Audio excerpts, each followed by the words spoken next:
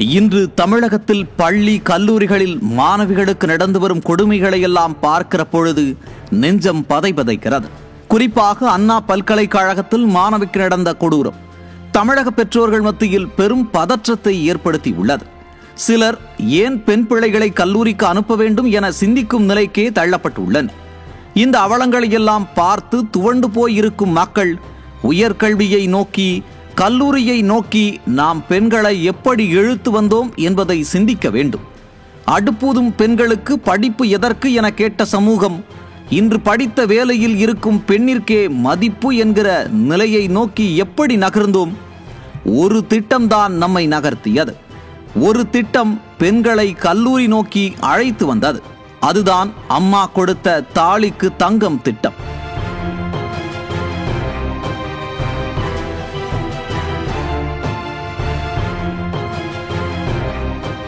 (2010, 2011) ஆண்டில், அதாவது கருணாநிதி முதல்வராக இருந்தபோது தமிழகத்தில் உயர்கல்வியில் பெண்களின் சேர்க்கை விகிதம் வெறும் 29.1% தான்.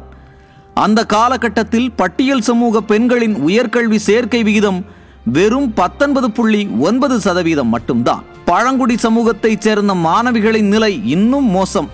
அவர்களது உயர்கல்வி சேர்க்கை விகிதம் 17.5% தான்.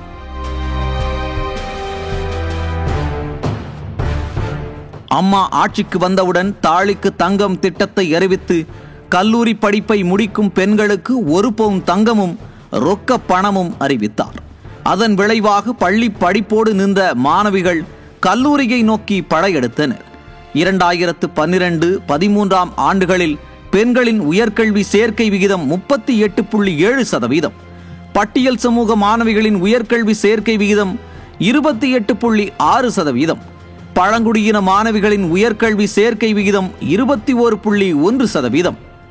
இத்திட்டம் தொடர்ந்து சிறப்பாக வழங்கப்பட்டதன் விளைவாகவும் ரொக்க பணம் அதிகரித்து வழங்கப்பட்டதன் விளைவாகவும் உயர்கல்வியில் சேரும் மாணவிகளின் எண்ணிக்கை ஆண்டுக்கு ஆண்டு அதிகமானது.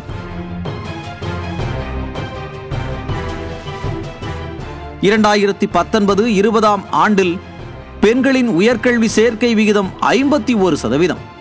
இது தேசிய சராசரியை விட மிக மிக அதிகம். பட்டியல் சமூக மாணவிகளின் சேர்க்கை விகிதம் 40.4%. பழங்குடியின சமூக மாணவிகளின் உயர்கல்வி சேர்க்கை விகிதம் 37.7%. சிந்தித்து பாருங்கள்.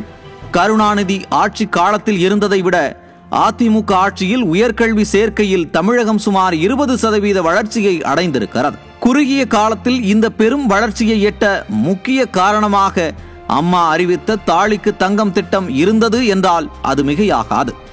மேலும் 69% இடஒதுக்கீடு தொடங்கி மடிக்கணினி போன்ற அம்மா அரசின் பல்வேறு திட்டங்கள் இந்த வளர்ச்சிக்கு பெரும் அடித்தளமாக அமைந்தது.